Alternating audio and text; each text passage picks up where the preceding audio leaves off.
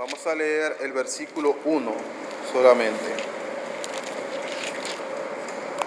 Vamos a hablar un poco de Cristo hoy. En el principio era el Verbo. El Verbo estaba con Dios y el Verbo era Dios. Amén. Gracias por tu palabra, Señor. Bendícenos a través de ella. En el nombre de Jesús. Amén y amén.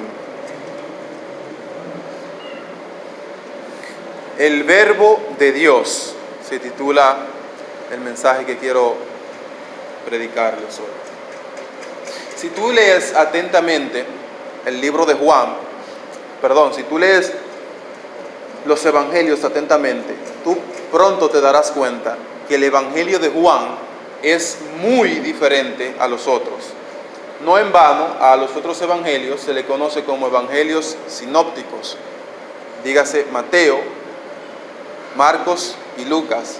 Sinóptico es una palabra que significa similar. Se les llama así a ellos porque Juan rompe con esa línea. Hay muchas cosas en las que el evangelio de Juan esto es muy diferente a los otros evangelios, pero una de las más notables, o quizás la más notable, es el poderoso énfasis que tiene el evangelio de Juan en la deidad de Cristo. Los otros tres evangelios afirman que Cristo es Dios, eso es innegable, pero en el evangelio de Juan esa doctrina está mucho más marcada. En ninguno de los tres evangelios está tan desarrollada la doctrina de la deidad de Cristo como en el evangelio de Juan. Cuando digo la doctrina de la deidad de Cristo, estoy hablando de la enseñanza de que Jesucristo es Dios. En el evangelio de Juan, esta enseñanza está más desarrollada que en cualquier otro. Es por eso que muchos críticos dicen que el evangelio de Juan no fue escrito por Juan, sino que fue escrito siglos después por personas que querían justificar la creencia que tenía la iglesia en que Jesús era Dios. Porque ellos dicen que al principio los cristianos no adoraban a Jesús como Dios, que esa fue una enseñanza que se desarrolló después, y entonces para justificarla se escribió el evangelio de Juan, donde es muy marcada la enseñanza de que Jesús es Dios. Ahora bien, mi intención no es aquí probar la autenticidad del evangelio de Juan, ni tampoco refutar esa enseñanza de que la iglesia primitiva no creía que Jesús era Dios, sino que esa fue una enseñanza que se desarrolló después. Ese no es mi propósito. Hay muchas pruebas acerca de eso. Hay pruebas acerca de la autenticidad del evangelio de Juan y de que la iglesia desde que inició creía que Cristo era Dios. Pero no es mi propósito, como les digo. Yo más bien quiero centrarme en lo que Juan está diciendo aquí. Yo supongo que todos ustedes creen en la autenticidad del evangelio de Juan y creen que la iglesia desde el inicio creía que Jesús era Dios. Así que no voy a perder tiempo en eso. Ya llegarán esos días en los que toque defender esa creencia. Ahora, lo que sí me gustaría añadir es que es interesante que hay personas que crean esto. O sea, que crean que el evangelio de Juan no fue escrito por Juan sino siglos después, y que fue para justificar la creencia que tenía la iglesia en que Jesús era Dios. Esa creencia de nuevo la tienen los escépticos, no los cristianos. Los cristianos creemos en la autenticidad del evangelio de Juan. ¿Por qué digo que esto es curioso? Porque hay personas que creen que el evangelio de Juan es auténtico, que lo escribió Juan, pero no creen en la deidad de Cristo. Los testigos de Jehová, por ejemplo.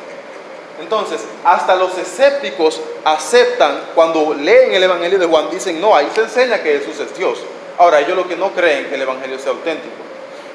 Ahora, los testigos de Jehová mismos, que aceptan que el evangelio es auténtico, no aceptan que enseñe que Jesús es Dios. Dicen que esas son tergiversaciones de nosotros. Son tan ciegos que no se dan cuenta que hasta escépticos ven que claramente el evangelio está enseñando que Jesús es Dios. Entonces, dicho esto, vamos a nuestro texto. Y hoy yo lo que quiero hacer es revisar las dos cosas más importantes que Juan está tratando de decir aquí.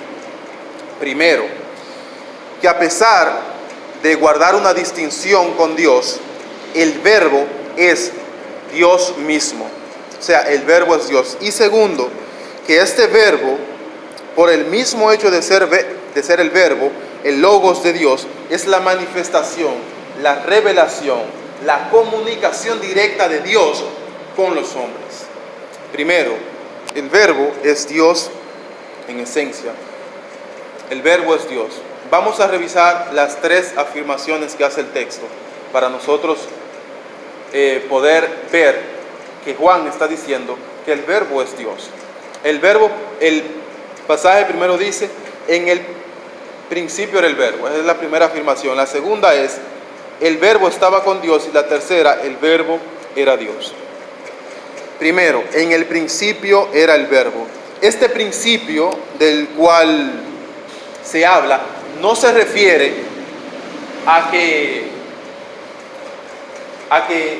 el verbo tuvo el inicio de su existencia cuando iniciaron en el comienzo del universo. No, porque más adelante se nos dice en el verso 3, todas las cosas por medio de Él fueron hechas y sin Él nada de lo que ha sido hecho fue hecho. O sea, el verbo de Dios creó todas las cosas, o por medio de Él fueron todas las cosas. Él estaba antes del comienzo de todas las cosas. Él hizo todas las cosas. Por la palabra de Dios fueron hechas todas las cosas. Salmos 33, 6 o Colosenses 1, 16 al 17. Porque por medio de Él fueron creadas todas las cosas, las que están en los cielos, las que hay en la tierra, visibles e invisibles, sean tronos, sean dominios, sean principados, sean potestades. Todo fue creado por medio de Él y para Él. Y Él es antes de todas las cosas, y todas las cosas en Él subsisten. O sea que el verbo, de nuevo, es antes de todas las cosas. Otro texto más para probarlo. Y pueden buscarlo conmigo. Proverbios capítulo 8.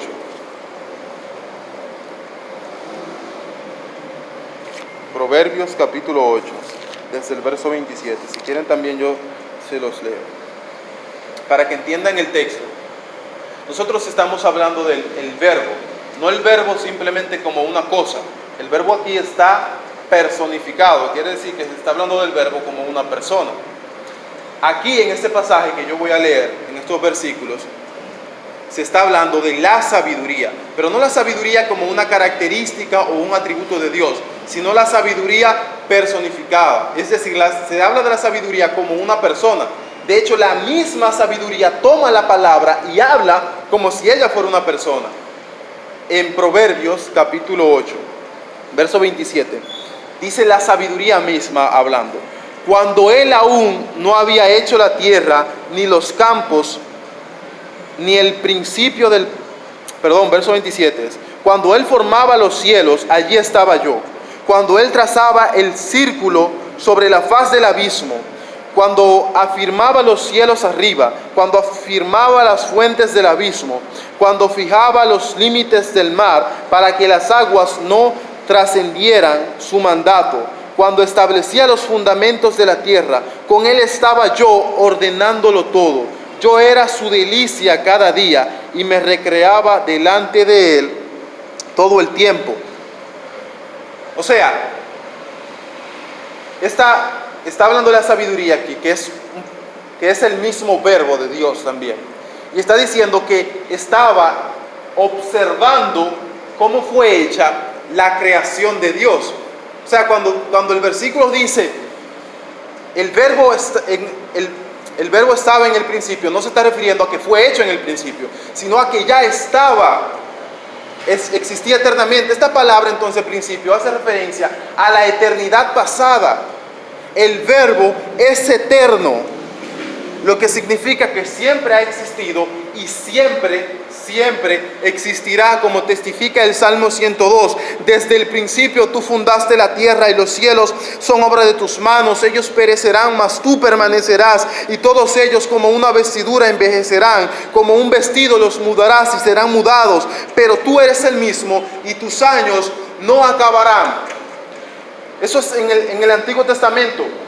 Se está hablando de Dios, pero el escritor de Hebreos, en Hebreos capítulo 1, versos 10 al 12, lo aplica a Jesucristo, el verbo de Dios. Esto está hablando del verbo. El verbo es eterno, siempre ha existido desde el principio y siempre existirá. Sus días no acabarán.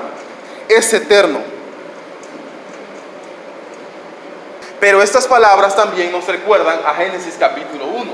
En el principio era el verbo. Génesis capítulo 1. En el principio creó Dios los cielos y la tierra. Dijo Dios, sea la luz, y fue la luz.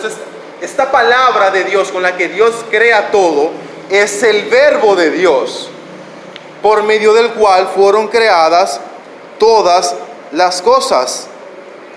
Así que el verbo tiene poder creador, y solo Dios tiene poder creador.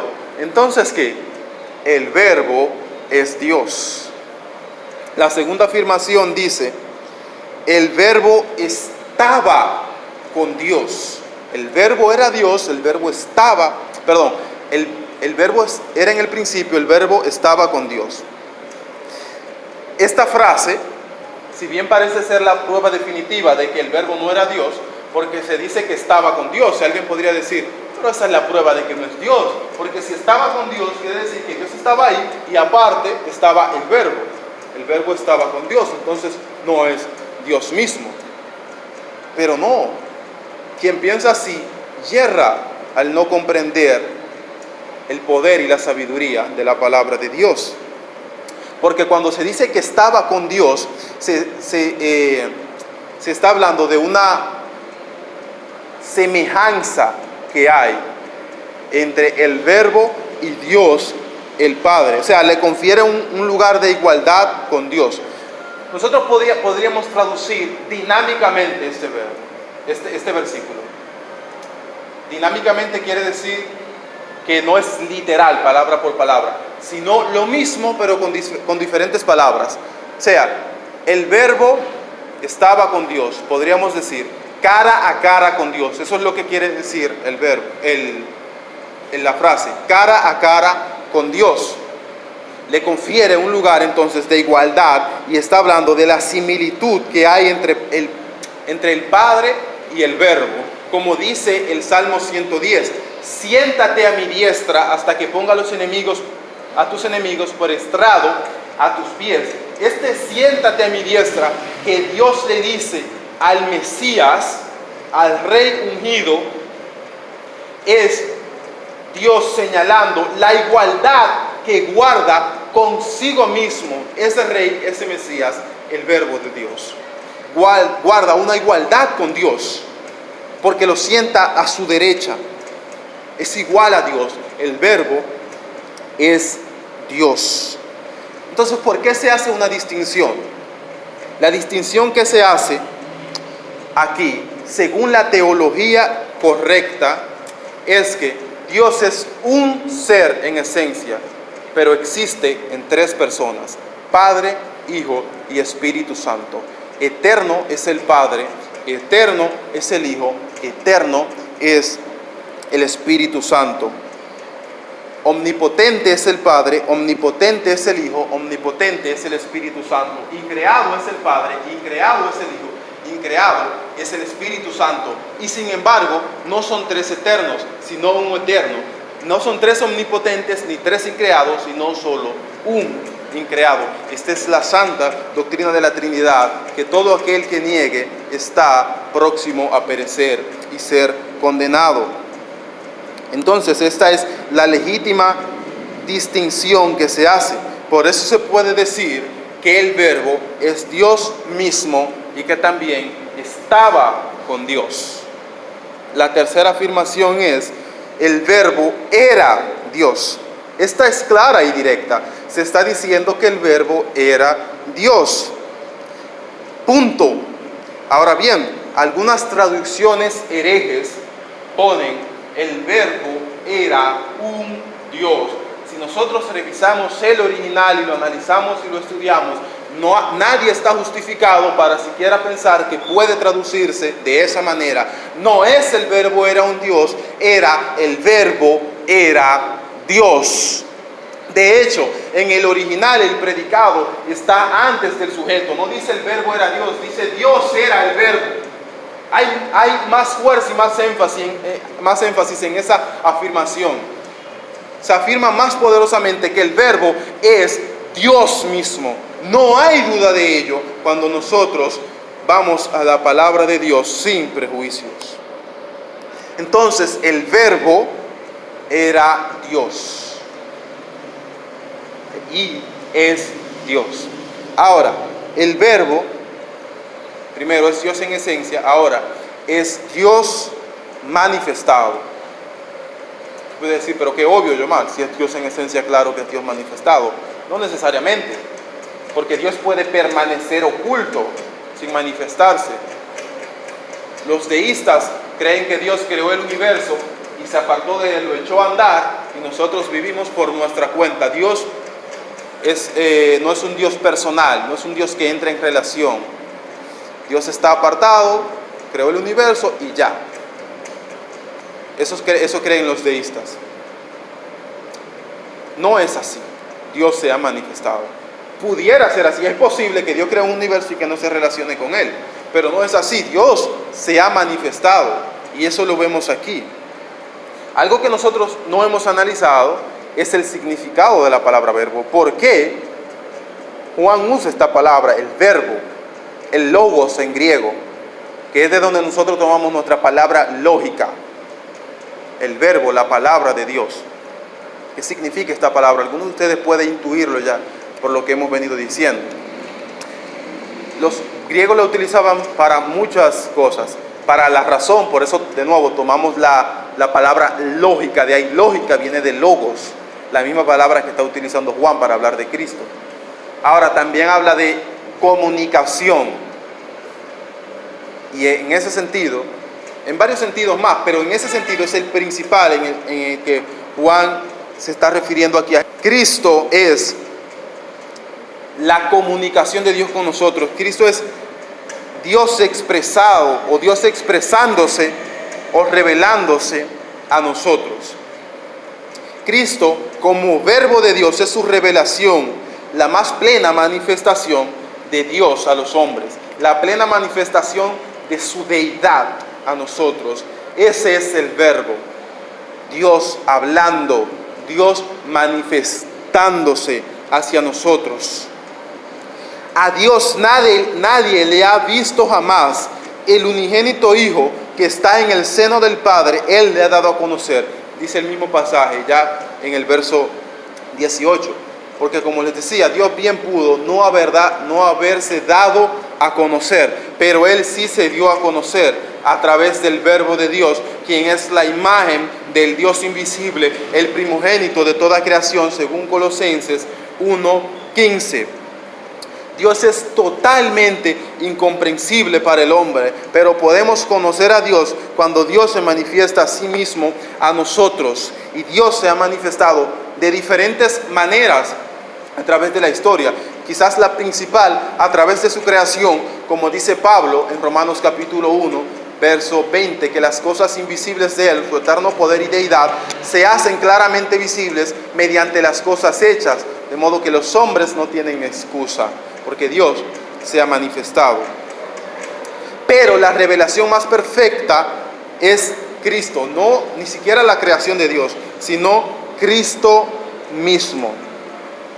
Dice Hebreos capítulo 1, Dios, habiendo hablado de muchas veces y de muchas maneras en otro tiempo a los padres por los profetas, en estos postreros días nos ha hablado por el Hijo, a quien constituyó heredero de todo, y por quien asimismo hizo el universo, el cual, siendo el resplandor de su gloria y la imagen misma de su sustancia, el resplandor de su gloria y la imagen misma de su sustancia, el resplandor de su gloria y la imagen misma de su sustancia, y quien sustenta todas las cosas con la palabra de su poder, habiendo efectuado la purificación de nuestros pecados por medio de sí mismo, se sentó a la diestra de la majestad en las alturas.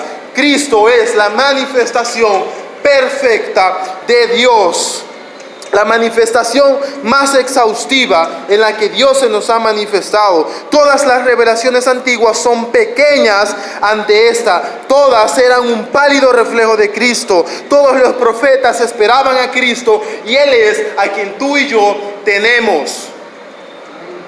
No importa si Dios se te aparece en un sueño, o en las nubes, o en un éxtasis, o en una visión, o si lo hace en una zarza ardiendo, o en el monte santo, o por medio del Urim y el Tumim, o si viene un profeta o un sacerdote, o si lo hace desde el torbellino. No importa si Él manda legiones de ángeles para manifestarse, o un terremoto, o un fuerte viento, o un silbo apacible. Cristo y solo Cristo es quien manifiesta su voluntad de manera perfecta y definitiva, y a Él es a quien tú y yo tenemos. El Verbo se hizo carne y habitó entre nosotros, lleno de gracia y verdad, y vimos su gloria, gloria como el unigénito del Padre, lleno de gracia y verdad. Ese es Cristo, y es a quien tú y yo tenemos. Cristo es Dios inclinándose y siendo condescendiente con el hombre pecador en su perdición. El hombre alejado por su rebeldía de Dios, por su rebeldía a Dios, y condenado a perecer eternamente por su desobediencia. Pero Dios en su misericordia vino en nuestro rescate, no enviando ángeles, sino que Él mismo tomó cuerpo de hombre, humillándose a sí mismo para salvarnos de nuestra miseria con su muerte en la cruz. E indiscutiblemente grande es el misterio de la piedad. Dios fue manifestado en carne, justificado en el Espíritu, visto de los ángeles, predicado a los gentiles, creído en el mundo, recibido arriba en gloria. 1 de Timoteo 3:16. Indiscutiblemente grande es el misterio de la piedad. Dios fue manifestado en carne. Dios fue manifestado en carne. Dios se ha manifestado hacia las personas, al hombre pecador, hecho hombre, padeciendo sus mismas dificultades, teniendo sus mismas limitaciones, identificándose con Él en sus sufrimientos. Dios se hizo carne y Dios murió por el pecador, tomando sus pecados, muriendo injustamente por parte de los hombres, porque Cristo no tenía pecado, pero justamente porque tomó el pecado tuyo y el pecado mío para salvarnos de la condenación eterna.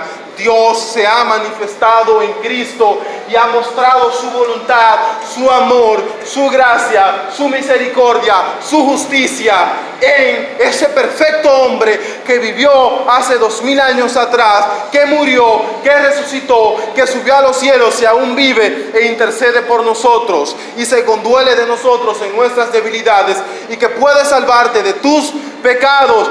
Dios no se ha dejado sin testimonio entre los hombres. Dios no se ha quedado oculto. Dios ha descendido. Dios se inclinó. Nosotros no podíamos comprenderlo. Nuestra mente no es tan grande, no es tan amplia como para que quepa Dios. Si Dios no se hubiese manifestado, nosotros hubiésemos todavía permanecido en tinieblas por nuestro pecado. Pero Dios en Cristo se manifestó. Dios en Cristo mostró su amor, su poder, y mostró su plan para ti y para mí. Dios se ha manifestado. ¿Cómo respondemos a esto? ¿Cómo respondemos a la perfecta manifestación de Dios hecho hombre? Hermanos, abrazando esa obra, Aférrate a Cristo como aquel que te ha revelado el amor del Padre, el amor eterno del Padre. Aférrate a Cristo. Aférrate a esa obra de amor en la cruz y a esa salvación lograda para nosotros. Eso es lo primero. Y lo segundo, ve, sal al mundo y manifiesta con tu vida, con tu palabra y con tus hechos a ese Dios que se ha manifestado a través de Cristo y que te ha salvado. Ve y manifiesta a Cristo. No dejemos el evangelio oculto. Pablo dice que el evangelio está oculto en aquellos que Satanás, que el diablo, el príncipe de este mundo, ha cegado el entendimiento de ellos para que no les resplandezca la luz de Cristo, el cual es la imagen del Dios invisible. Seamos en el mundo, seamos en medio de aquellos que Satanás está cegando su visión para que no vean a Cristo. Seamos Cristo, seamos la manifestación del amor de Dios, la manifestación del mensaje de Dios, seamos la proclamación de la justicia de Dios, del juicio de Dios en medio de ellos. Seamos la manifestación de la voluntad de Dios en medio de ellos.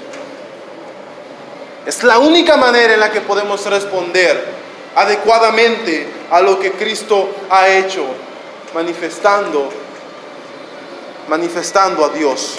El Verbo se hizo carne. Es por eso que tú y yo vivimos. El Verbo se hizo carne. Es por eso que tú y yo somos salvos. El Verbo se hizo carne. Es por eso que tú y yo permanecemos. Es por eso que somos salvados del pecado. Es por eso que somos justificados. Es por eso que somos regenerados. Es por eso que seremos glorificados. Es por eso que habitaremos eternamente con Dios. El Verbo se hizo carne. Vive bajo esa realidad.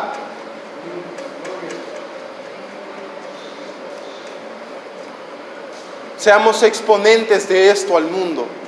Que el mundo sepa que el Verbo se hizo carne, que Dios se ha manifestado en Cristo.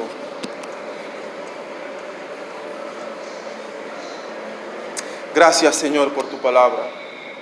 Gracias, Padre, porque tú te has manifestado a nosotros.